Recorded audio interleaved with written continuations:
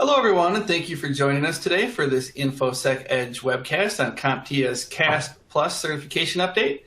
My name is Jeff, and I'll be moderating today's session. With that, let's jump in and meet Patrick. If you've been on other webinars, he's been with us pretty frequently. He's our CompTIA, cybersecurity expert here. I'm really happy to have him join us again today. Really no one better to tell us about the CASP Plus certification and how it's evolving heading into 2022. So Patrick directs IT workforce skills certifications for CompTIA, including Security Plus, Pen Test Plus, CISA Plus, and CASP Plus.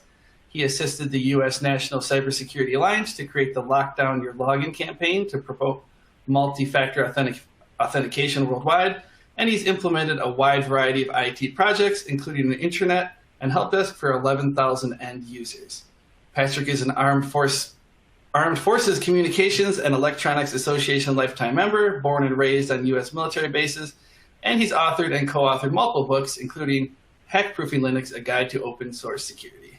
So thanks for returning today, Patrick. It's great to be here. Thank you, Jeff. So just a quick preview of what everyone can expect over the next hour. Patrick's going to talk a little bit about some of the industry changes, then go into the CASP exam overview, talk a little bit about the career pathway that CompTIA has and their different certifications, where CASP fits in there. And then we'll dive into the actual exam changes, talk a little bit about how you can train for that new certification or the updated certification.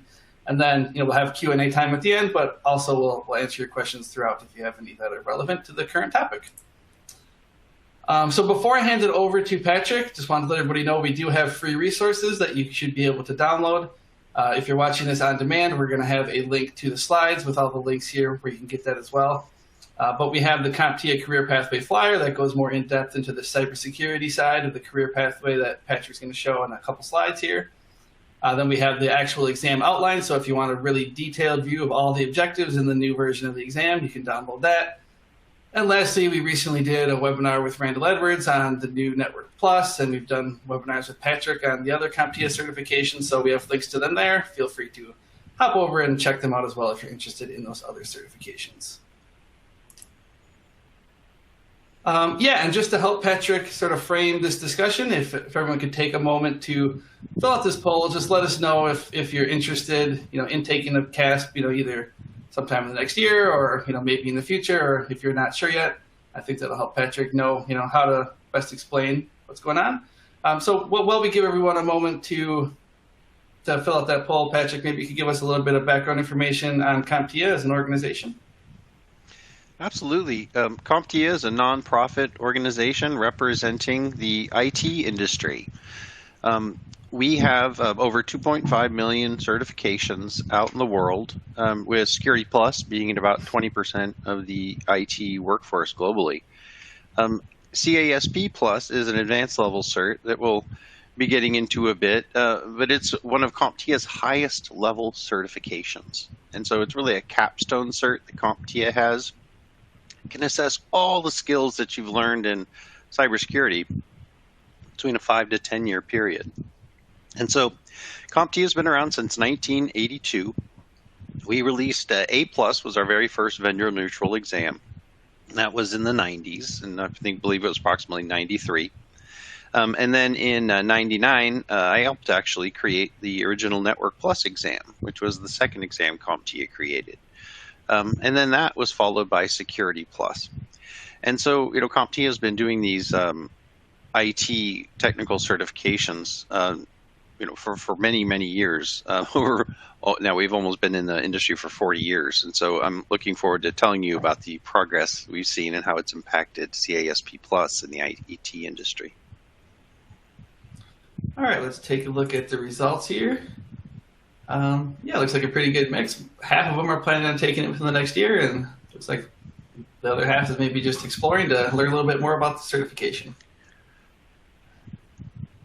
With that, I will go ahead and hand it over to you, Patrick, to jump into the presentation. And just a reminder, feel free to drop your questions in throughout in the Q&A panel, and I'll be relaying them to Patrick as they come in. Thank you, Jeff. Hello, everyone. What we're here today to talk about is the new version of CASP Plus from CompTIA. CASP Plus It is the CompTIA Advanced Security Practitioner exam, and it focuses on skills for security engineers and for security architects and risk analysis in an enterprise environment. And it's very focused on GRC, and that your tasks essentially in those areas are related to GRC, and so you can comply to various regulations depending on what you're under. And so when we are going to revise these exams, we want to look at the industry, and we want to see what is the industry looking like, what changes are impacting the skills of those two job roles that I mentioned, security engineer and security architect. So we do a lot of research. Many of you know CompTIA issued a 2021 State of Cybersecurity report. I suggest everyone read this because it talks about some of the main architectures of zero trust, and those components are found in CASP+. We looked at the growth, first of all. The IT industry is still expected to grow 10% in the next 5 years, and that's enormous growth for a global industry. And so the growth is due to companies continuing to be aware of the amount of money you can make in IT. And so as long as businesses are using IT, we're going to have strong cybersecurity to protect those business systems. The areas of growth, we're looking at those zero trust architecture concepts. If you're not familiar with them, it's basic. Zero trust architecture, let's call it zero trust methodology. It's a way of thinking zero trust. And it's essentially, you don't trust anything on your network. I don't even trust the wireless connection from my laptop, to my wireless router. You have to assume nothing is secure. And this is a really great way to look at cybersecurity because, among other things, you focus on end-to-end security. And so we looked at the need for this endpoint security and VPN security measures. Also, you have the ability now to run thin clients out of the cloud using all the main services. And so you find smaller MSPs now that are simply, running thin clients from Azure. And so it's really made it simple. It's going back to the old mainframe. Remember, back in the 70s, this is even before my time, with mainframe computers. You had a mainframe, and then you had these dumb terminals that basically just accessed the main brain. Think of it, we've gone back to that. It's just the main brain. That mainframe is in the cloud now, and you're just controlling the thin clients from there. Excellent model. I talk to MSPs. They're doing it every moment because that gives you the endpoint security we're talking about. Also, this isn't necessarily related, but IT, for end users it is, because we have to continue to train our end users in cyber hygiene practices because, end users are where the majority of our issues come from social engineering attacks. As far as opportunities, we really are looking at IoT-based software is getting more popular and more popular. And so these IoT systems are usually just embedded systems with like a custom Linux kernel on it. And so, as these are out there in the field, we have to make sure that we're managing them through management, or from mobile device management techniques. And make sure they're secure, make sure we can push out updates to them. That's been a problem with IoT for many years, and it's still a problem, and that's why there's opportunities here for it. And so what is the challenge? We're still having far too many cybersecurity breaches, 32,000 just in the last year. That's 32,000 that have been reported. And that, of course, means there are thousands of businesses that went out of business within those 32,000, many of them large industries or large companies. And so we continue to see the global industry sector targeted, manufacturing in particular, public works. The reason is manufacturing, public works, they use the programmable logic controllers. So, they're running those systems, right, that are moving things, maybe opening up a gate or a dam. But the PLCs are just the, way of having the computer do the physical action to that device. So you have to make sure these are secure, and they were installed in most of our manufacturing plants in the U.S. and around the world. They were SCADA systems, and they're the PLC systems that essentially what they are. And we have to make sure we're securing those, because those PLCs, this stuff manufacturing, man, it's used for our public works system, our nuclear power plants. So one of the people that helped us with this actually helps with the protect the United States public infrastructure, including nuclear power plants. So we have that expertise in here. And then we also find out, where is the biggest area, the biggest shortage of cybersecurity skills? It's right here where CASP Plus exists. All of the gaps are here at the senior level cybersecurity positions. So let's take a look at what those employers are looking like.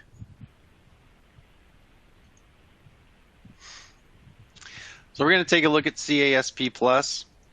What is it? CASP Plus, the CompTIA Advanced Security Practitioner.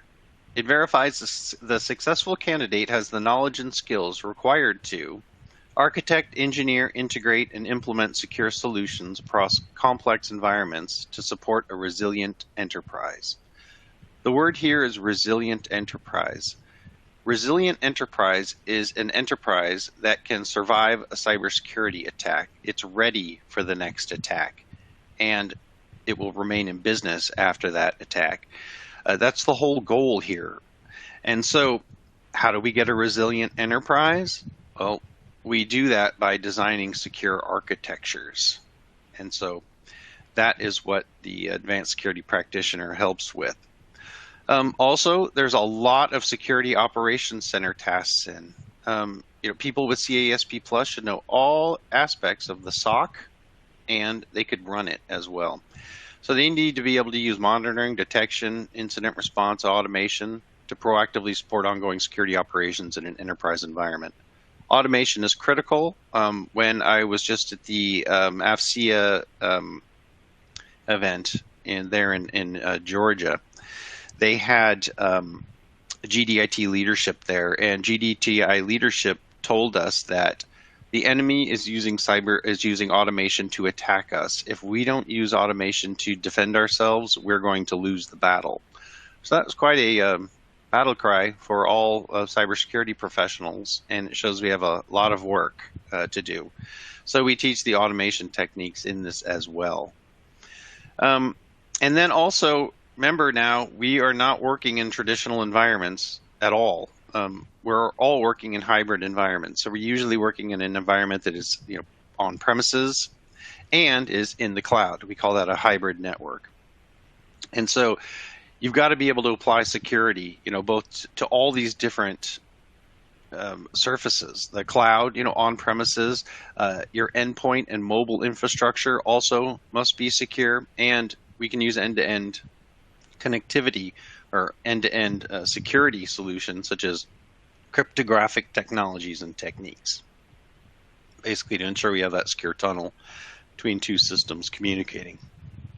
And then we've got to consider the impact of governance, risk, and compliance requirements throughout the enterprise. Far too often are organizations not ready for an attack because they don't even have a basic compliance checklist. All a compliance checklist is, all that these regulations are, they're to make sure you're implementing a minimum amount of security. Each of these regulations usually has a set number of security controls that we as security professionals have to implement. So, if we're looking at like NIST, right, the risk management framework, 853, you go there to that second tab, and what you're going to find is continuous monitoring. Continuous monitoring, well, that's a role of a SOC. And so one of your responsibilities then is to make sure you are continuously monitoring all of the traffic on your network for anomalies that may indicate bad behavior, for example. So what is the profile? The profile can be based on the job roles. So what are the job roles that CASP Plus is aligned to? Well, the primary job roles we've mentioned, security architect and senior security engineer. I said security engineer. The reason why we add senior security engineer is because you've got to have a minimum of 5 years. This exam represents an architect or engineer with 5 to 10 years experience. So it can give you a head start in the industry. You got to go out and get the experience yourself, though. Although we now provide hands-on labs and such, as Tara's going to tell you about in a minute. How are we doing on time? Okay, we're only 16 minutes into this. Very good. Doing great on time. Okay, notice next, secondary job roles. What are those? Secondary job roles are job roles that use the CASP Plus skills as part of their job. And so we find cyber risk analysts, those skills are embedded in this certification because it's critical to the job of a security architect and a security engineer. I mean, all we're doing, cybersecurity is essentially, the definition is, risk management of IT systems. And so risk is at the core of what we do in cybersecurity. We should know risk inside, out, backwards, forwards, this way around the world, that way around the world. So don't forget that. You can also be a SOC manager. You can also be a security analyst, and they are the ones who are monitoring and finding that bad behavior. And then the military's got the InfoSec specialist role in the 8570. And also, you're going to find out this does map to many, many, many different nice work roles. Yeah, we did have a question from Josh. He was wondering, how useful the CASP Plus certification is for SOC. I saw you mentioned SOC managers on the previous slide, but could you talk a little bit more about if and how it applies to SOC roles? Yes, and the reason I'm going to actually use this slide, because if you use the career pathway, you'll understand. And the reason is because CASP Plus is above CYSA Plus ultimately. CYSA Plus is the security analyst job role, the SOC analyst-based job role that CompTIA has.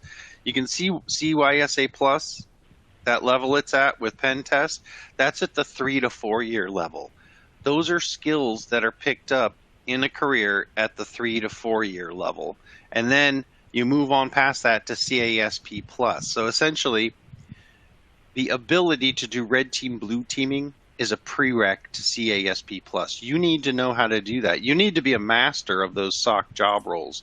If you're going to be an advanced security practitioner, you need to at least know how they function, because one of the job roles here is security architect. The whole idea of a security architect is to be able to look at the organization, the enterprise organization as a whole.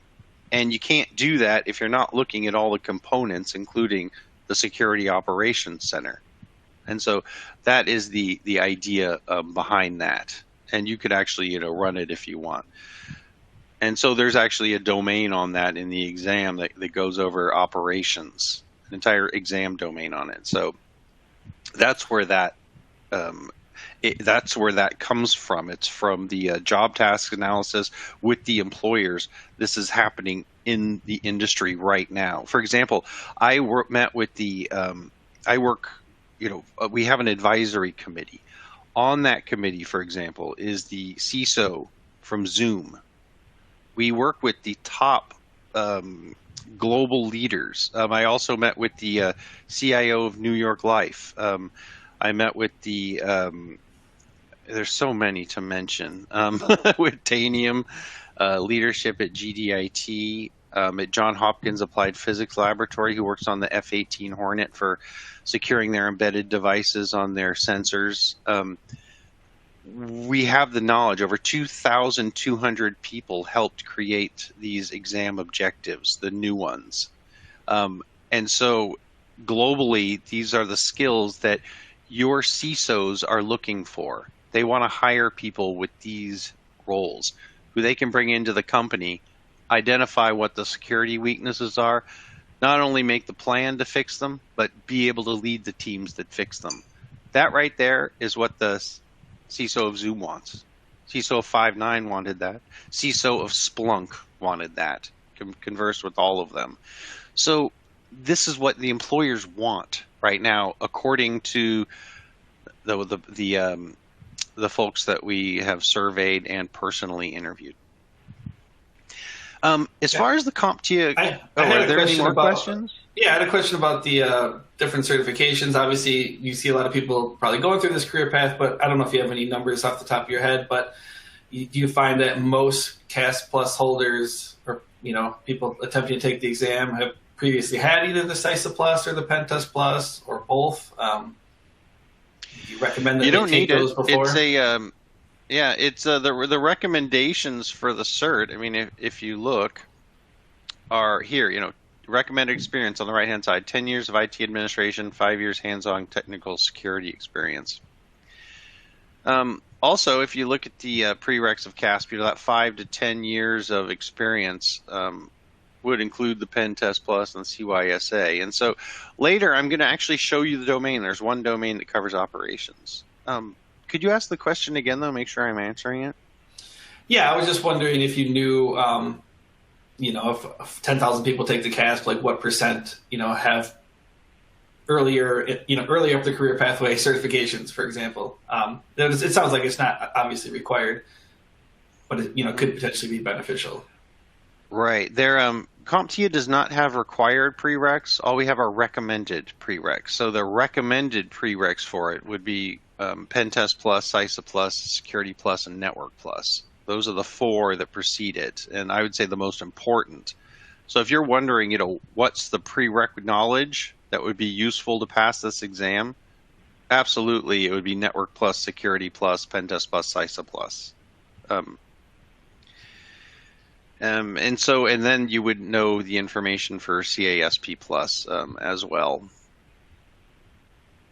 So if that's the case as far as studying, that's one very good avenue. A better avenue is to go out in the field and get experience for a few years and then come back and take CASP Plus. It all depends on where you're at in your career and if you can afford to do that or not. Anything else? I can just move into this slide now. Yeah, go ahead. So the CompTIA career pathway, basically, this is the pathway that CompTIA has established based on our research and 40 years experience. When you look at someone who goes through their career, now this is a non-college educated person that we are talking about. This is a traditional form of education. People with bachelor degrees can often bypass this because in the bachelor degree, if it's IT related, you're usually getting most of these certifications. So if you can afford to go to college, it's great. It's a great experience. You'll learn wonderful logical, logic skills as well. Deep thinking, critical thinking that really goes far in your career, especially as you get up to the higher levels of your career. And so it's one of those things that can help pay off later. But in IT, the thing is, bachelor degrees are not required. And so I've been an advocate of vocational education, since I was in college, and spent my career helping with this. I think with vocational education, we finally found a pathway that people can take, to get these advanced level skills. And so the CompTIA career pathway starts out with ITF. So that's for a beginner. It's on the far left. That would be someone with no experience in IT at all. So it's like, I consider it, back when I was in LA Unified, we were doing these like survey courses that you give kids, and they would basically sit there and look at, here's some programming skills, here's some data skills, here's some cybersecurity skills, here's some infrastructure skills, what do you think about this? And it gives students an idea of where they want to go with their careers, and very popular certification for us. And then if they want to go into infrastructure or cybersecurity, we've got a pathway for them. And data, we're going to have a Data Plus exam coming out in February, tentatively. And so after that, we can go into job role certification. So at this point, then, we're looking at A+. That's approximately 9 months into someone's career, and it's teaching the skills of an IT support desk professional. And so these jobs, if you get A+, people actually get jobs right off the bat. In Network Plus, that's for network administrator. That's around the 18-month point in someone's career. And then Security Plus, that's around the 2-year point in somebody's career. And that focuses on systems administration and security administration. The 2-year level, you've got your springboard. And this is where we typically see people branch off. Believe it or not, 40% of the people who take Security Plus are in programming. And so that's amazing information, by the way. And then 40% are from infrastructure. It's fascinating. And so we see Security Plus people mostly split on where they're going. So we have a lot of people going to the infrastructure pathway where they're going to take, Linux server cloud. They're going to do server room type work, the what powers the cloud, that type of work. And then on cybersecurity pathway, then you're going to go into the 3 to 4 year level with Pentest Plus, CISA Plus, which is red team, blue team. So Pentest Plus is attacking. It's literally, legal hacking, essentially, to find vulnerabilities and then manage them on a network. CISA Plus is security analyst, blue team. This is the defense. They're the ones who are monitoring the traffic and viewing that traffic to try to find anomalies that indicate bad behavior and then mitigate those issues. And then lastly, you go to CASP Plus, which is at the 5 to 10 year level. It's like a capstone. And those capstone skills basically incorporate most of what has already been learned in the pathway as determined by the job task analysis for these particular jobs. And so you can become an advanced security practitioner and get have the skills to be a senior security architect or a senior security engineer or a security architect. Any questions about that, Jeff? We do have some questions just about the competitive certifications. One question in particular about EC Council CND, and I know there's we've got a lot of articles about CASP Plus for CISSP. So I don't know if you want to take a minute just to talk about maybe how CASP is different or similar to those other competitive certifications? No, I've checked out CND before, and that's like a mix of Network Plus and Security Plus. I took a look at that. I did just a rough sketch because I have to keep an eye on the competitors, and I remember that one. That was, I think, like a 2/3 match. We were looking at it's like they took a little bit of Network Plus, a little bit of Security Plus, and put them together. So view it that way. And then what was the other one? Oh, CISSP. Yes. CISSP is more of the, because I have the CISSP. It's more, it's less hands-on than CASP Plus, and there's more governance, certainly, in CISSP. I'm sorry. Yeah, CISSP has more governance. So if we look at CASP Plus, it's basically a CISO might have the skills in CISSP. Well, the architect who's working with the CISO would have CASP Plus, and they would be the ones who work with the CISO, determine what the architecture needs to be, and then actually lead the teams to then implement that. So, if you're going to be implementing one of these cloud thin client solutions, that's something you would need to talk about. Say, is that going to make us compliant? And usually it will. You can actually get incredible scores if you use thin clients, but your customers, though, that's a different story, whether they like it or not. It's usually customers don't like it, so you have to be quite careful. So with your UX. So anyway, with the CASP Plus, that's the idea. So CISSP is more of like the CISO role, and then CASP Plus is, work with them to come up with the architecture, consider, what is, how resilient is our network. So the CASP Plus person can actually help determine the cybersecurity readiness score, whether it be, cyber score or the FICO score, this new CMMC score used in the military. CASP Plus is ideal for coming up with cybersecurity maturity scores. It teaches those concepts. Yeah, and then the last question we have that came in has to do with CMMC. I know it's a little bit different topic, and we've Yeah. had a couple of webinars that we've done on CMMC. So if you want more information there, we actually held the world's first CMMC bootcamp about a month ago now.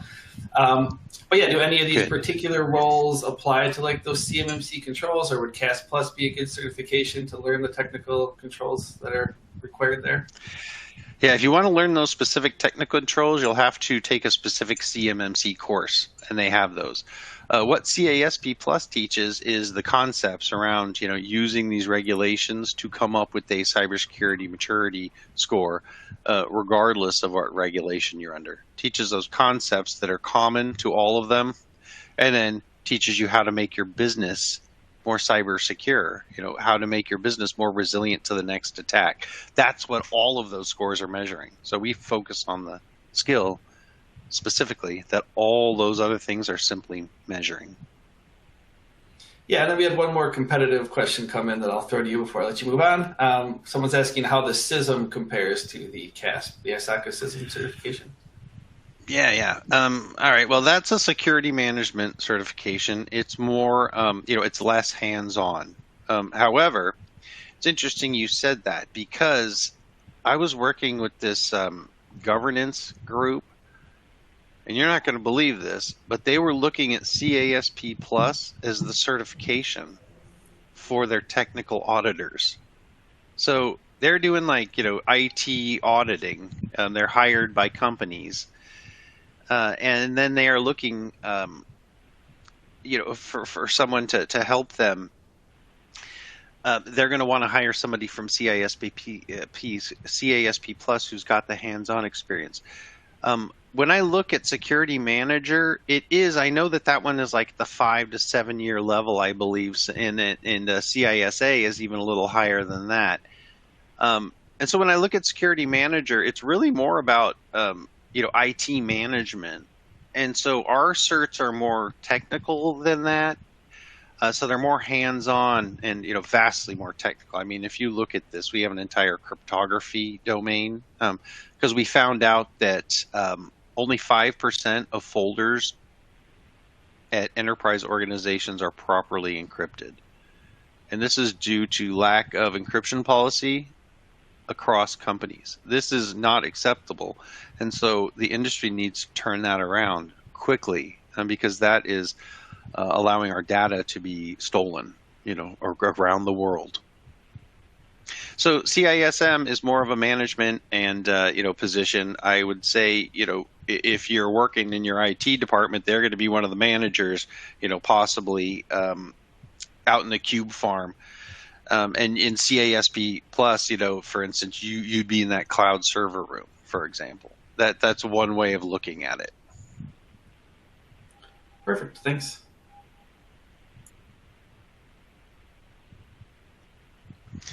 All right. Throw any others at me. I think I can. I think I've researched most every certification, and so if there's any others I'm not aware of, just throw them at me.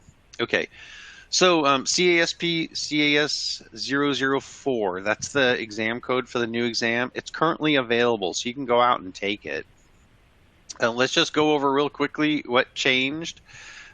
Basically, it's very similar in its purpose. It's similar in its mission. It's still accredited by ISO ANSI 17024, still accredited by the US DoD for military use. It qualifies advanced skills required of security architects and senior security engineers to effectively design, implement, and manage cybersecurity solutions on complex enterprise networks. When we say manage here, we're not talking about managing humans. We're talking about managing projects. We're talking about managing the technology is what we're talking about here. 80% of the topics are similar, 20% have been updated. So here's exactly what changed. Basically, we had to expand the attack surfaces. That affected all of our certs. We had to expand the cloud security architecture, engineering, and operation tasks in hybrid environments because we found out, the vast majority of our IT pros we work with, they're all working in hybrid environments now. It's we don't have to go, oh, it's an on-premises network by default. It's just not that way anymore.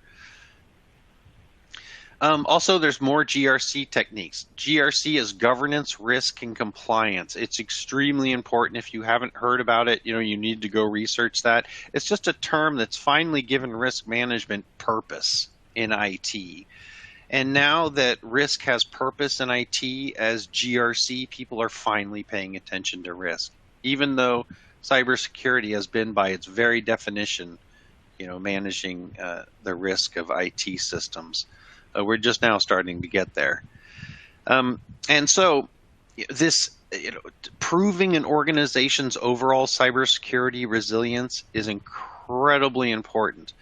It's important for regulations, such as PCI DSS, NIST, HIPAA, and, we mentioned CMMC, which I didn't write down for our DoD friends. So they recommend or require a cybersecurity resiliency score. And we had to remove some of the basic GRC concepts because we actually start GRC now down in Security Plus, in Network Plus, in A Plus. They're introduced to it now. It's how important it's becoming, everyone. Also, there's more focus, as we said, on the senior security engineering tasks and security architecture tasks, as those are the main job roles.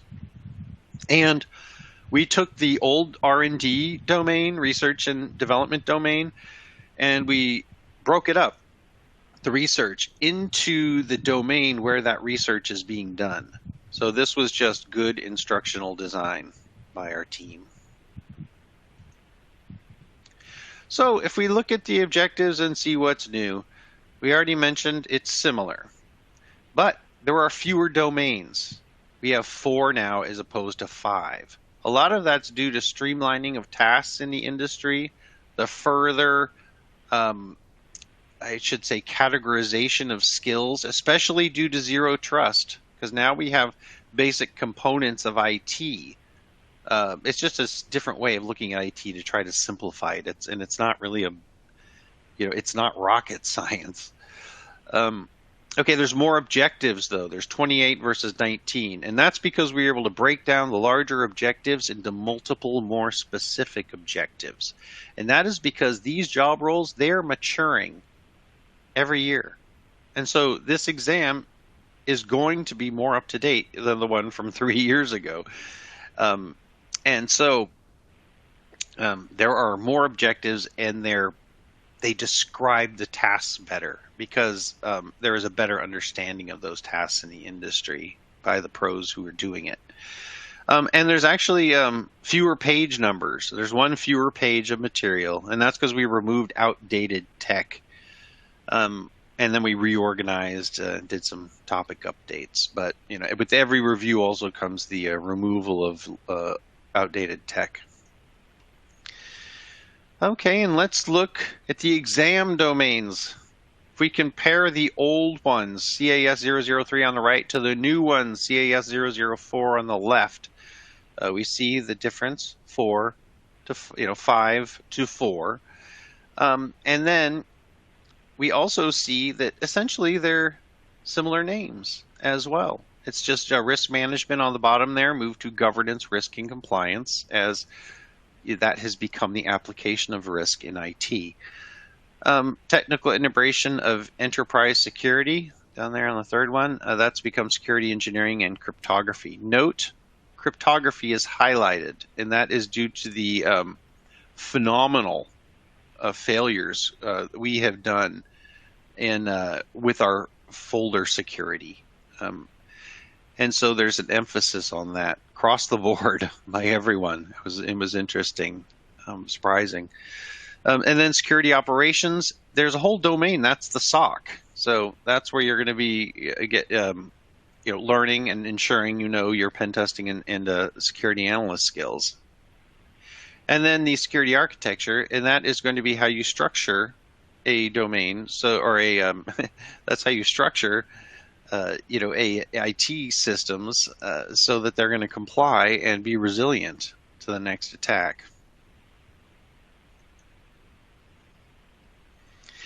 Now I'm just going to run real quick through the different objectives. And so I want to point out, though, first, Jeff, I'm just going to basically give two-sentence overview of each of these slides so we can get going. How am I doing on time? Yeah, we have about 15, 20 minutes left, so I think we have plenty of time. Okay, good. Security architecture. This is the first domain, and it's basically focusing on those security architecture job roles. So in here, you're going to find that you're analyzing organizational requirements to determine the proper infrastructure security design. Then you're going to be able to integrate software applications securely into an enterprise architecture using best practices. You're going to look at data security techniques. You're going to look at security requirements and objectives for authentication and authorization controls. And then you're going to be looking at implementing secure cloud and visualization solutions, remember. And then there's we talk about cryptography and PKI support because you're likely going to have to support that. And then emerging technologies. The next is security operations. So this is the domain that focuses on those red team, blue team skills. So look, we've got, of course, vulnerability management here as well. So we're going to be performing threat management activities, analyzing indicators of compromise, and formulating an appropriate response. We're going to be performing vulnerability management activities, so managing the vulnerability life cycle. As well as pen testing. So we're going to be using pen testing methods and tools. You're going to analyze vulnerabilities, recommend risk mitigations, use processes to reduce risk, implement the appropriate response. But also, we're going to have you're going to be, you need to know forensics concepts, and you're going to be able to, you need to use forensic analysis tools. So remember that part. Forensics isn't, we don't go into hands-on forensics in the other certs, but here you're doing that. All right, and then security engineering and cryptography.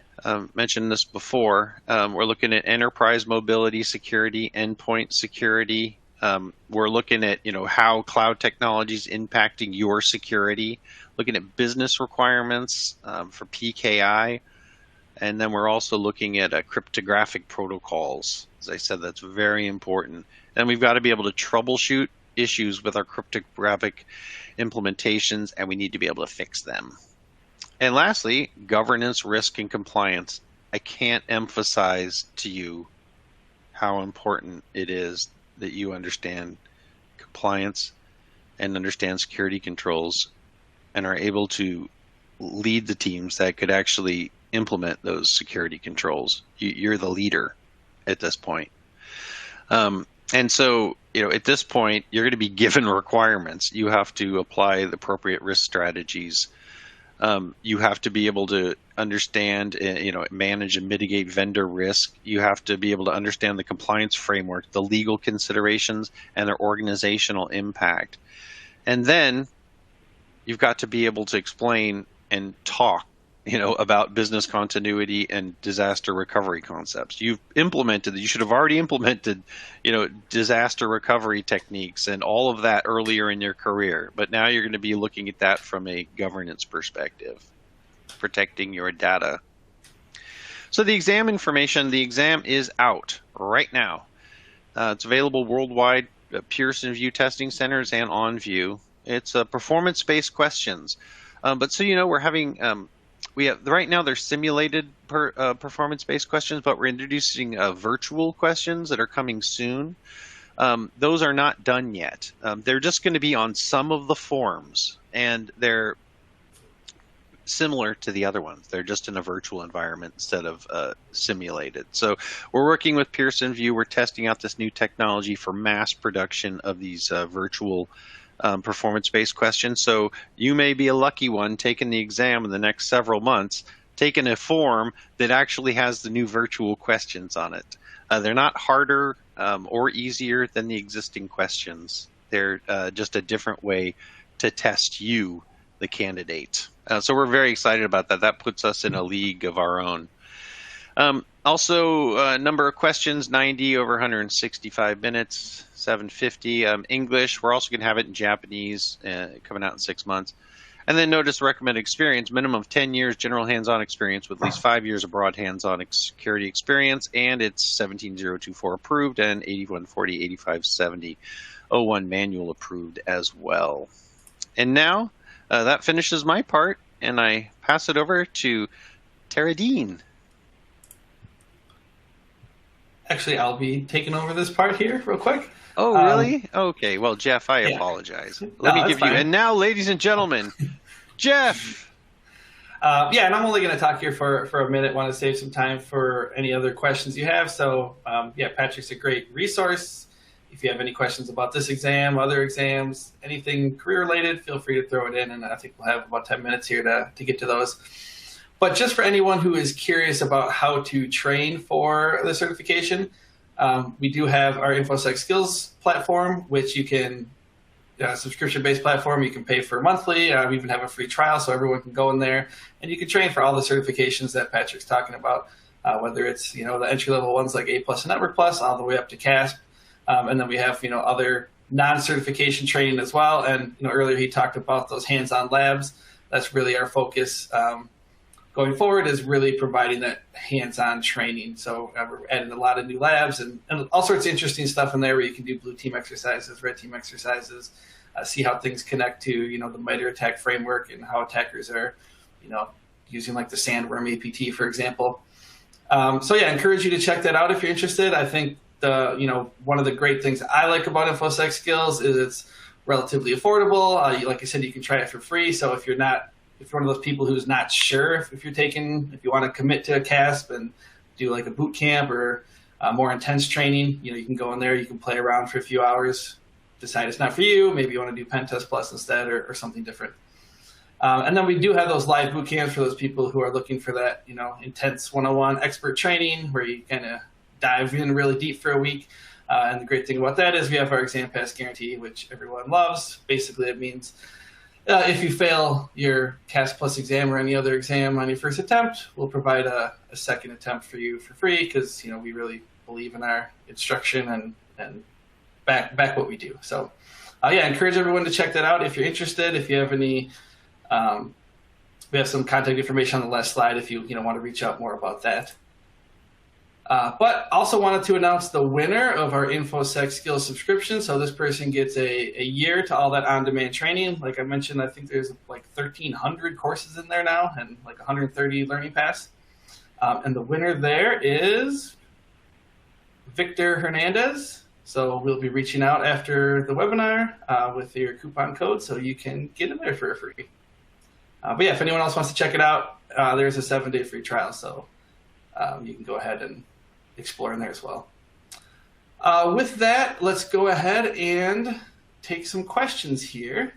Yeah, one question that I had, if anyone on this call was also on the Network Plus webinar with Randall, I think a couple weeks ago or a month ago. Yeah, he mentioned that they really streamlined the Network Plus. Like I think there was less objectives on there. I noticed with CASP Plus, there's less domains, but more objectives. So I guess one of the common questions we always get is, especially right now, it's like you can take 2 different versions of the exam. So everyone's always like, ooh, which is the easier version or which version should I take? So I know you outlined a lot of the changes, but is there any, I don't know, is there maybe like more content or less content or anything more to know or less to know? I mean, I don't know if you can qualify difficulty, but anything you can kind of provide guidance there about the difference between the two? Oh, yeah. Well, I've been in IT since '95, and I started out, as a webmaster basically, and then a network, infrastructure specialist, and then, went into product management. And so, one of the things that I've noticed over the years is, technology becomes more and more complex. Right now, we're in the process of deconstructing that complexity in the industry. That whole idea of the, zero trust methodology, just that idea that you don't trust anything, has actually helped us view cybersecurity a bit differently, a bit simpler, because we've gotten to a point now where processes have matured enough that we can identify the components of cybersecurity. And now we can identify those components as part of zero trust architecture. And so, we introduced the the zero trust architecture in CASP plus. And then, we hit some of the components as well. We hit all the components related to those 2 job roles of zero trust in there. So what I would suggest is that you read the 2021 State of Cybersecurity report from CompTIA, because it will show exactly what's happening in the industry. Even though you may look at that and say, this still looks complicated, it's better than it was before, which was like looking at an aircraft debris field, where it was just parts everywhere that we've been developing since the internet, the DARPA, and the DARPA internet back in 68, 69. I mean, we're still using those same technologies. And so at this point, things are kind of getting out of control. We need to pull it back, simplify, look at it differently. So imagine taking that debris field then, and putting all, well, I know this is a terrible analogy. I should say, imagine taking Legos and throwing them into a box. That's probably better. So if you got 100 Legos just scattered everywhere, that probably is like the components of cybersecurity have been. But if you take them and you can put some of them into, authentication, you take some of them and put them, into encryption, you take some of them and you put them into, monitoring, it becomes a whole lot easier to understand. And then there's different job roles for each of those components. And so with CASP Plus, the new one, it's got that simpler architecture to it. It's got the buckets are just clean. So as an IT pro, and I said that because what I've been as an IT pro and as a writer, I've always been writing constantly in education and writing about everything that I've been learning all along. And so, in that process, I've got the hands-on experience plus the, theory behind it and the R&D behind it. And that's made my job here, good. I'm always working 2 years in advance on our skill sets for our IT skills standards. And that's just to try to line these things up. And so as an IT pro, I like the new version because it's simpler to comprehend. Although the skills are modern and up to date, the architecture of the outline of the exam objectives is simpler than it's ever been and more understandable than it's ever been. So I'm a fan of the new thing. Also, the new version comes with a complete set of our CertMaster materials. We've never had that before. So CASP Plus now, we have a full CertMaster learning learning products for, which is we never had that for CASP Plus before. And so that should really help people pass this exam, we expect. Yeah, we have a few other questions coming in. Lauren says that she's been preparing for the 003 version and already has a voucher, so she's wondering when that 003 exam will no longer be available. Oh, yeah. The old version retires 6 months after the new one. So, October 6th is when this one released. So, January, February, March, April 6th. So you're looking at April 6th retirement of 003. Great. And then we have another question about the new textbooks. When will those be available and aligned to the new exam? They already released them on October 6th. They're already out there. You can just go to our website. Full bundle available for the first time ever. It's so hard to find learning material for CASP Plus, by the way. It's high quality, and we finally did it after 2 acquisitions and 2 authors later. It was a lot of work over many years.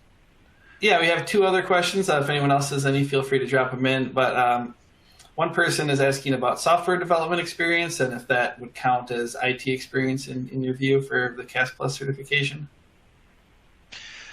Well, they're asking for IT experience, a general IT experience, like 10 years. So if you're cybersecurity, okay. Wait, I just lost my train of thought. I'm sorry. Could you repeat that? Yeah, they have software experience, but I think not like probably like help desk networking type experience. So yeah, they're just Yes, wondering, I guess, that how is software considered. fits in.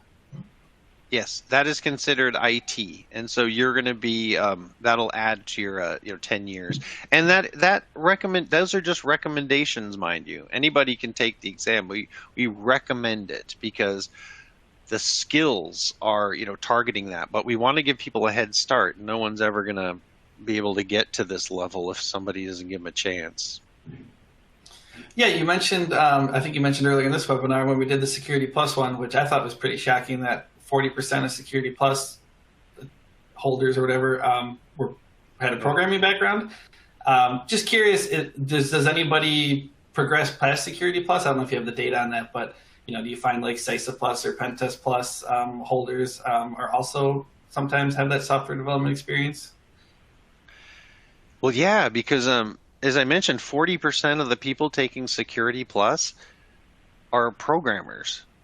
And so, out of that 40%, then we see them move forth, and a lot of them are starting to go to cybersecurity. I don't have the exact numbers of what for that. That's a really good question. What percentages of that 40 of the software developers are going into CASP Plus? That's a good question. I don't have the answer right now, but that's outstanding. And if I were to guess, I would think it's very small. I would put it relatively small. I'd maybe think 5 to 10% max, just from experience. Would maybe have a strong software background.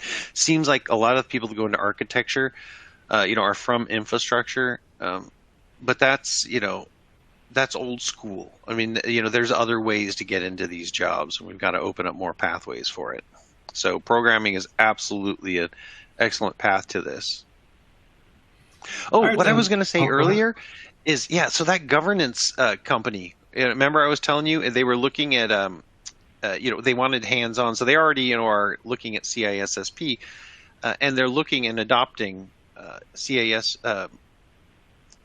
Sorry, I said they've been using CISSP. I think they're going to still use it, but they're bringing in CASP Plus. I get so confused sometimes in the acronym soup. But they're now considering CASP Plus, as an auditor certification for their technical IT auditors, and that's amazing. Mm-hmm.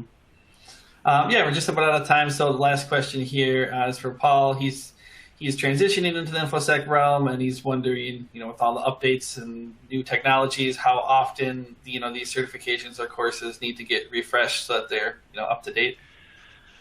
Yeah, we're required to update them every 3 years. We do that anyway for the non accredited certifications, but accreditation does require us through our ISO ANSI 17024 to add a continuing education unit, and that continuing education unit has a 3-year cycle, and so that's established in our industry, and that's what we have adopted for this. So the CASP Plus has that 17024 continuing education update every 3-year requirement. All right. Well, with that, we are out of time. So I wanted to thank everyone for joining us today and give a huge thank you to Patrick for sharing his expertise. As we wrap up, a very short survey will appear, and we greatly appreciate your thoughts. Lastly, if you have any questions about CASP Plus or any other training, please feel free to reach out to InfoSec. We'd be happy to answer any questions. Thanks again, and have a great day, everybody.